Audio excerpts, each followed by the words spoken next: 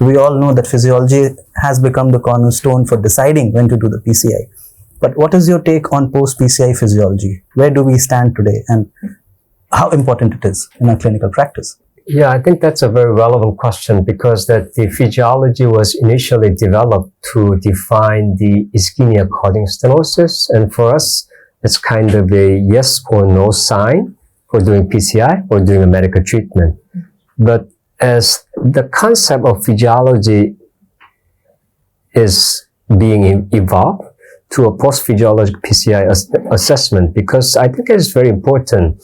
For example, in the ischemia trial, where they randomized the patient with the moderate to severe ischemia into the PCI or revascularization versus medical treatment strategy, they didn't regard the optimal PCI or degree of the revascularization success to define the optimal revascularization. When operator did the PCI, they regard all the PCI procedures as optimal PCI. Right. And I think that's one of the reasons why PCI could not show the benefit over the medical treatment. Right. And having said that, some may raise the question that we can do imaging, intravascular imaging, and we can do angio assessment so that you may don't need a kind of a post-PCI physiological assessment. It's too much.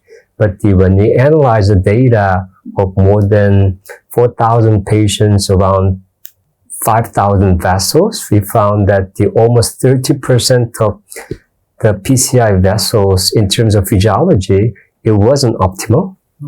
And even 1 out of 10 and 11% of the patients had a residual ischemia. I think this is